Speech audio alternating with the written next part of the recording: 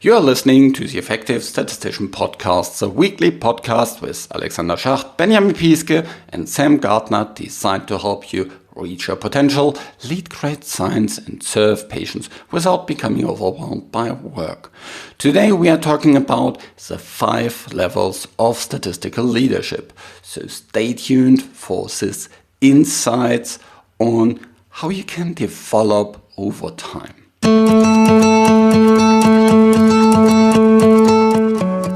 You have heard me talking about leadership here quite a lot, and if you're listening to this podcast for some time, you know that I'm not necessarily talking about supervising other people, so the more administrative leadership type.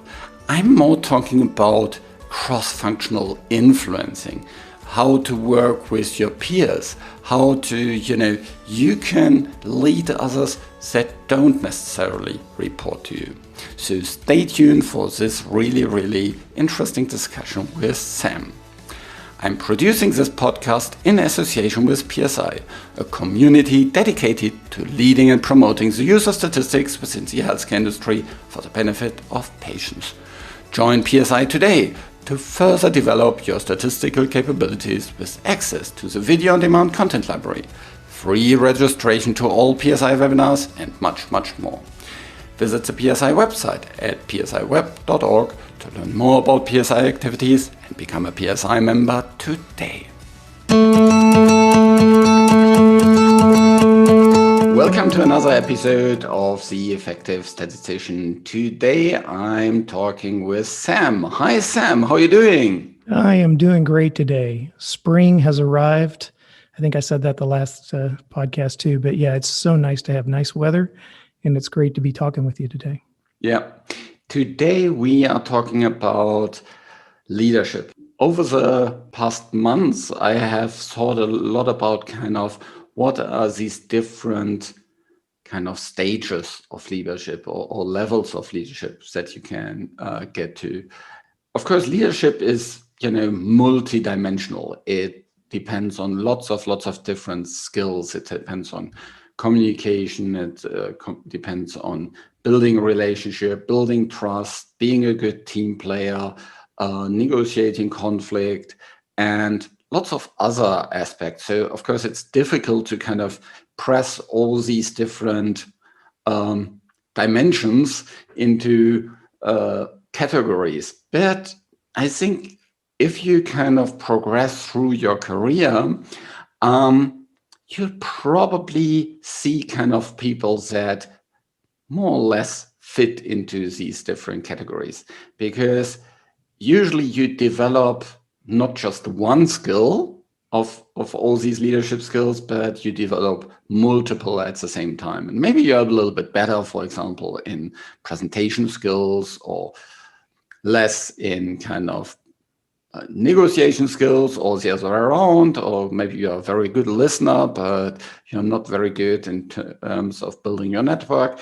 There's lots of different nuances, but to simplify it a little bit and at least explain a lot of variation, we thought about 5 different steps. So let's start with the first one. The first one I called implementer.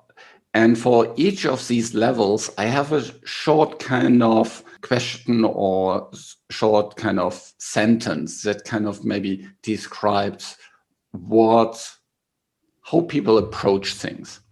And I remember being an implementer, and my way of doing things, I do what you tell me. Can you relate to being in that stage?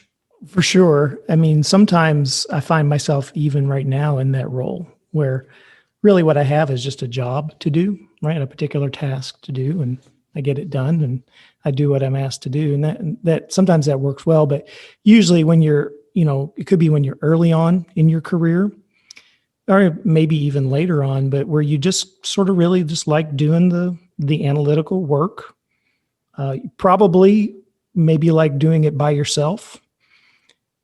And I noticed you had in there in your list of things where you get along with other statisticians, maybe not, maybe you just want to work by yourself, right? And there's nothing about that that's wrong. You can have a very successful career just doing work like that.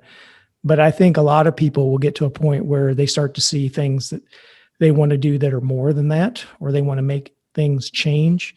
And if you don't rise above that level, you're probably not going to be that effective at being influential and having the ability to improve the way work is done and make things better. Yeah. When I think back at, me in that level, I had, a couple of good relationships, but primarily to other statisticians and programmers, the people that speak and think in the same way and that are like-minded. And it was a kind of very easy environment. Yeah. So, sometimes we were even, joking about how stupid non-statisticians sometimes are and, what kind of crazy questions they have. But we also wouldn't really understand where they're coming from. And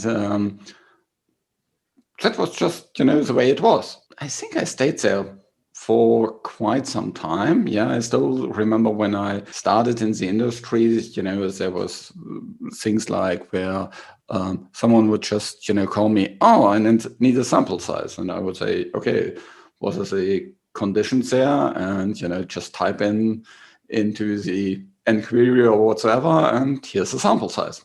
Job done. And, sometimes it's someone just wants to press the statistician button, give me an answer. And somebody in that at that level, that's maybe the right person to just say, okay, here's an answer to the problem you have. I'll be honest with you. I don't know if maybe I have been in that role in the past, but I don't feel like I have.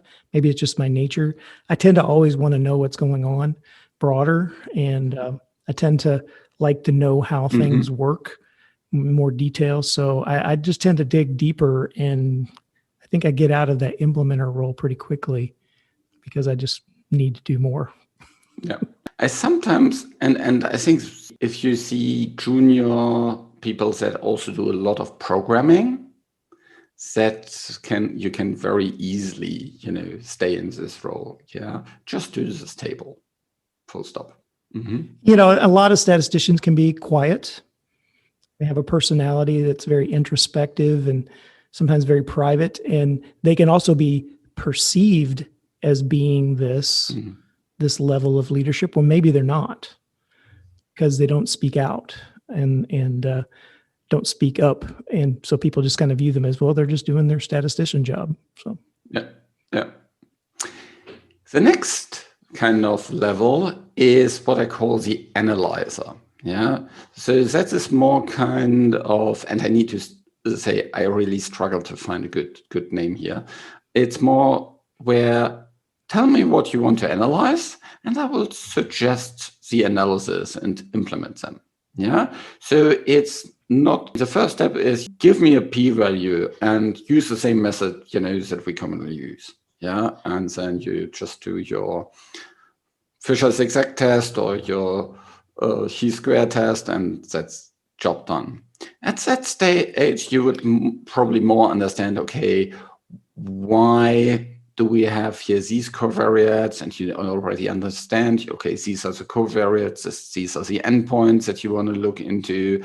You probably have already a little bit better understanding of what these different data sets actually mean. Yeah, so that's not kind of random variable names for you, but you understand that this influences that, and that further influences this, and here's actually a treatment variable, and that is something you can change, whereas things like gender you might not change at least so easily.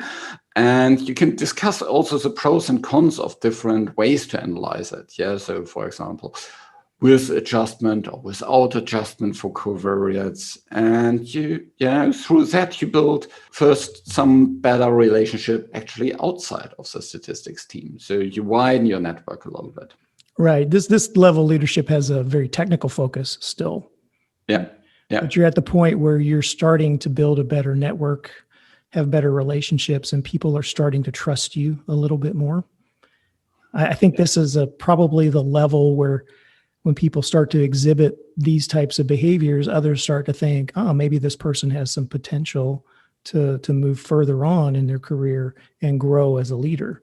If you don't ever get over that hurdle of being the implementer, which is more behind the scenes or very quiet, and being that person that people are coming to and you're giving them alternatives and technical alternatives, you may not move much beyond that. Yeah. I think there's actually quite a big fraction of people that can stay in that area for a very, very long time. Yeah. So basically stay largely on the technical side. Yeah.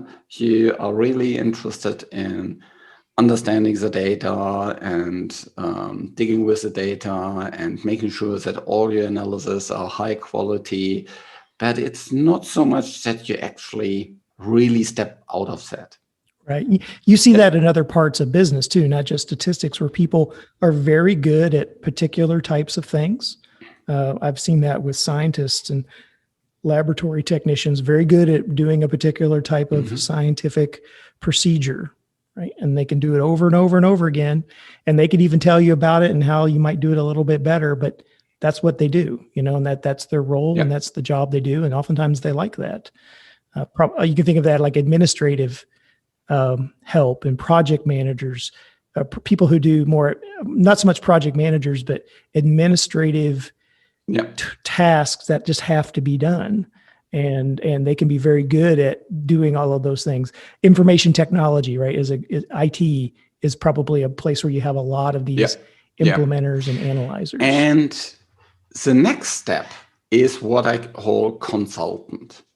And that is actually already quite a big step forward, because if you come from an analyzer to a consultant, you actually want to much more deeply understand the problem that the team wants to solve. So it's not so much actually anymore about what type of analysis you need to do, but more kind of what type of study do you need to actually to do? Or do you need to study at all? Yeah, you get away from kind of just analyzing the data that you have to also selecting what type of data should we analyze, or should we analyze it at all, or is it even possible or feasible, or does it make any sense? Yeah, so you have a much more deeper understanding of what's good, what's happening there. At that point, my thinking is people also have a very, very good understanding of statistics. Yeah, so they maybe even be experts in their field. Yeah, so could be world-class statisticians that publish in a high-ranked journals on an ongoing basis. They understand the problems of the business. However, there is very often kind of, you hear from these people like, oh, there's no this politics, yeah, and they stay out of the politics. They want to focus on the facts and the logical arguments, and whenever things become for them irrational, yeah, the people side, so to say, comes involved. They rather stay out of it. Yeah.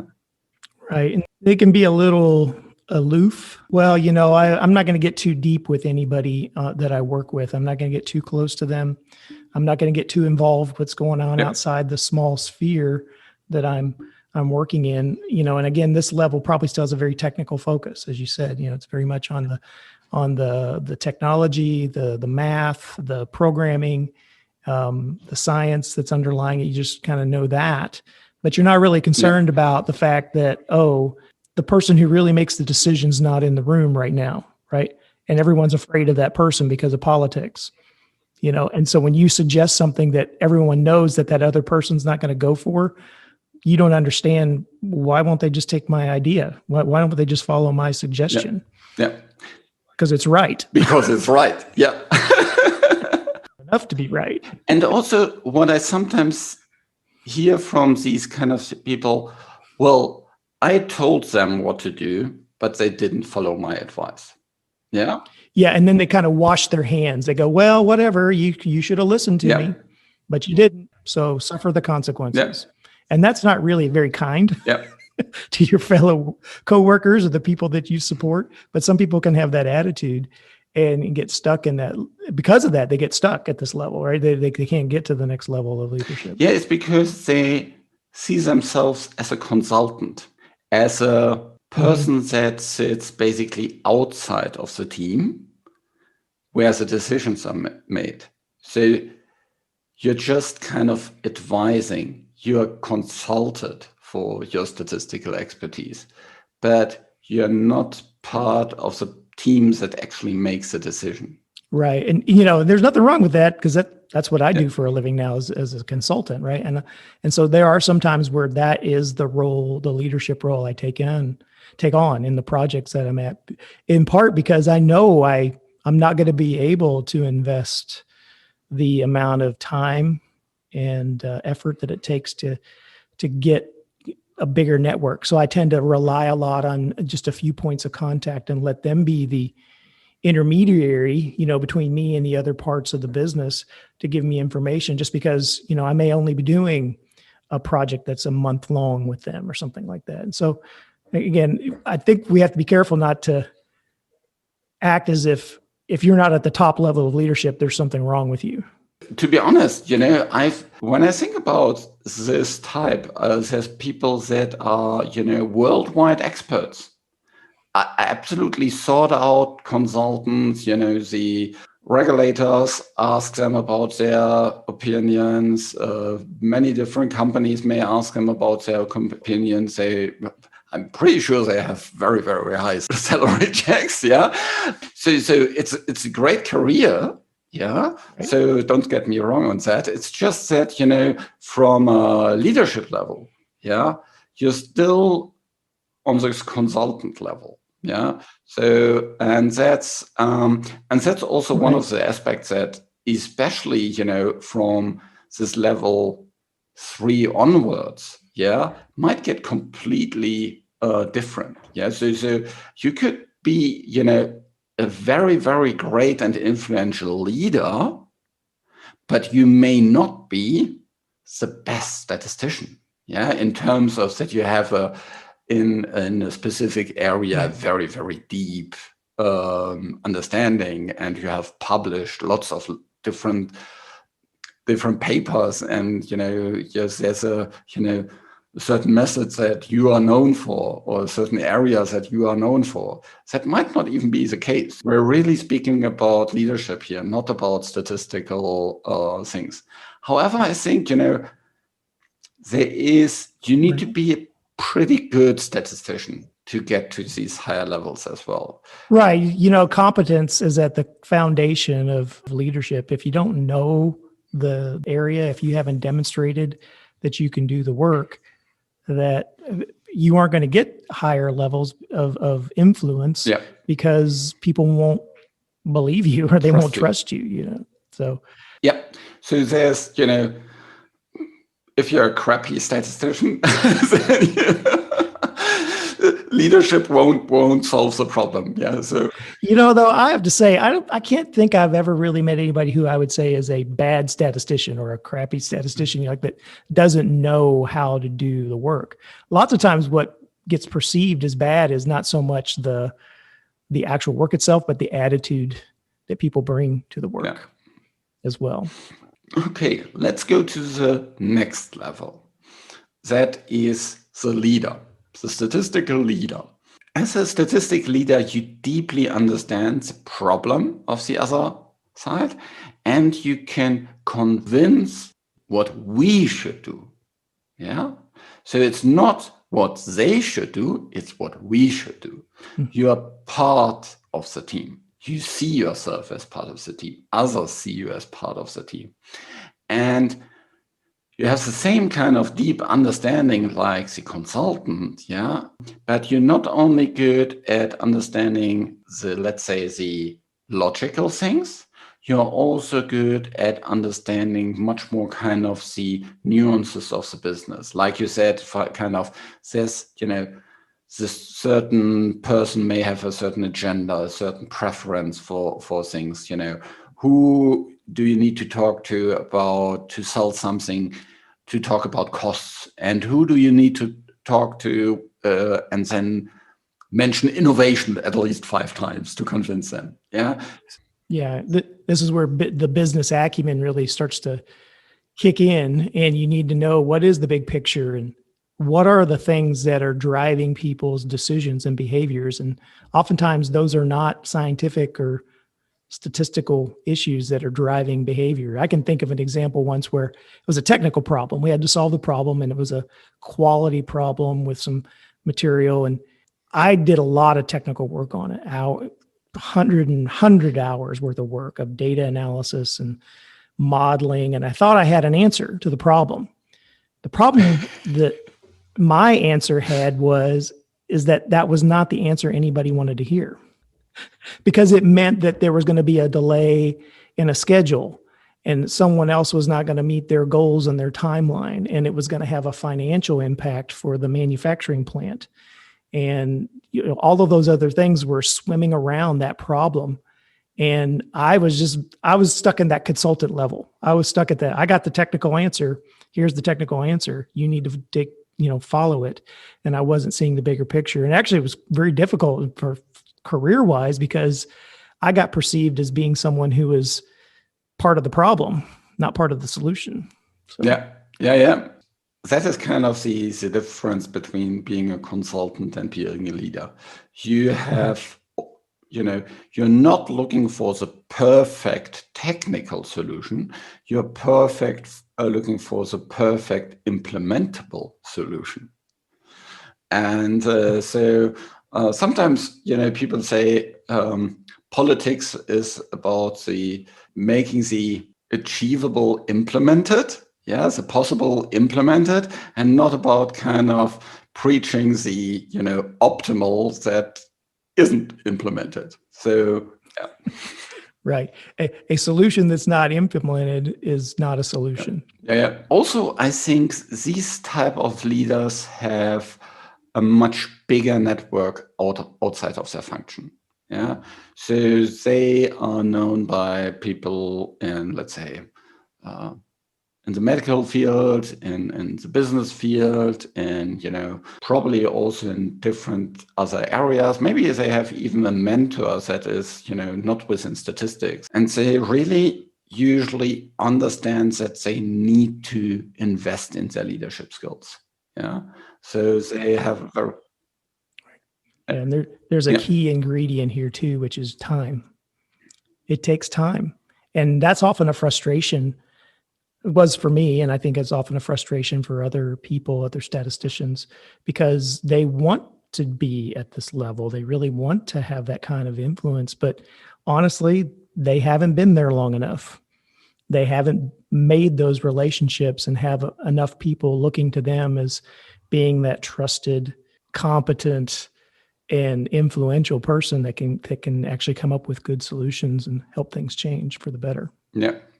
And actually, for a very, very long time, I thought this is the end of the statistical ladder.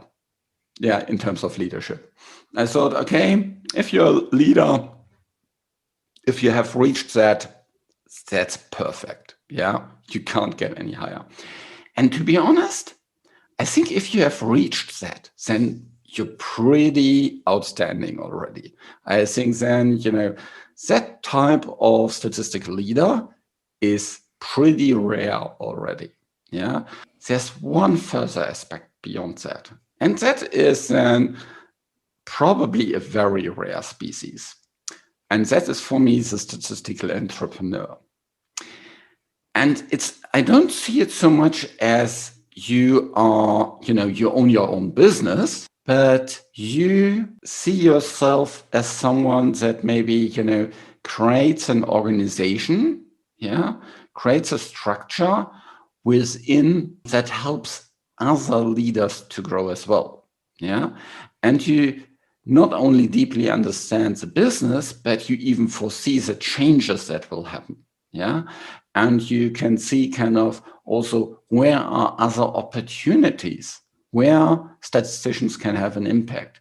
And that's the entrepreneurial piece in it. Right. Yeah. So you don't just kind of stay in your lane and kind of, okay, when there's a new study coming in, we work on it. Yeah.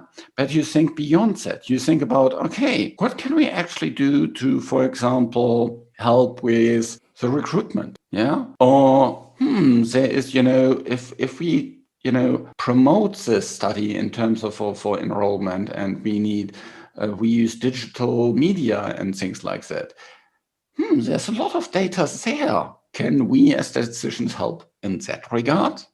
Yeah. So you think much more kind of beyond your original area, but you see kind of where you can apply your statistical thinking to solve problems that's maybe not in your job description, where you still add value to the company. Yeah. And oftentimes at this level, this is where people are also going into more of the administrative leadership, right? They're the boss, or they're the supervisor, the director, whatever title you want to give them. And what I see about this role is this is also the person who's really not so much doing the work, but they are enabling other people to do the work effectively. And they're building other people up. They're building other statisticians up. They're actually showing them off. They're saying, look at this great stuff that Bob is doing, and look at this great stuff that Susan's doing. And they're actually helping those people to grow as leaders and move up that level. And also when there is a solution that's maybe difficult or challenging to implement, they know how to help everyone else get that solution going and keep things moving. And if you ever have a boss that's like this is great, because one thing, this person is going to protect you from all of the other politics and stuff that's going on, because they're handling that. They know it. They're going to let you know what you need to know, and they're going to help you learn, but they can really be sort of a shield for you, a buffer to prevent you from being focused on those extraneous things and let you focus on the technical solution. And then I think the other aspect of people like this is this level of leadership, they're just very encouraging, right? You want to be around them. They lift people up. They don't tear things down. Also, they invest in their people, not just from a technical point of view. Yeah. So they actively say, here, let's not just talk about Bayesian statistics and multiple imputation and causal inference and whatsoever. Let's also have programs about how to present better, how to negotiate better, how to, communicate better. Lots of different things. And the more and more influential they are, maybe, they have, that even in their complete functions, that there's something like that. Yeah. Right. And they tend to have a very genuine concern for people around them, especially the people that work for them. I would almost say they love the people that work for them, right? And they show them love and kindness in the way they help them grow as a person, not just a business, but just help you grow as an individual. I had a boss like that once, where I was a bit of a complainer for a while in my career.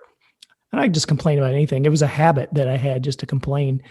And my friends and I, the coworkers, we'd sit around the lunch table and we'd just complain all lunch about things.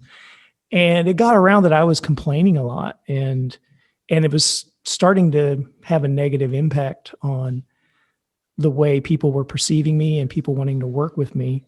And so my boss called me in the office and talked to me about it. And I remember that being a very, very difficult conversation to hear. But it was one of the best conversations I ever had in my career, because he helped me see something about myself that needed to get better, and really did it in a way that was encouraging, right? That you can do this, you can actually change, and you can be less of a complainer and more encouraging. And so that was, I was really thankful for that. That was just a bright point in my career. I remember that very vividly. And really thankful that it made a big impact on me, and I changed after that. Yeah. And that's great if people have this ability to provide constructive feedback in a way that the other person can accept it. Right. And I remember the most piercing words that he said to me was, "Are you okay?" He didn't ask me, how things were going in the business. He asked me how I was. Like, well, how am I really okay? Am I okay on the inside? In my heart and my thinking. Yeah. But that really showed me he cared about me. Right. It wasn't just about me being a problem.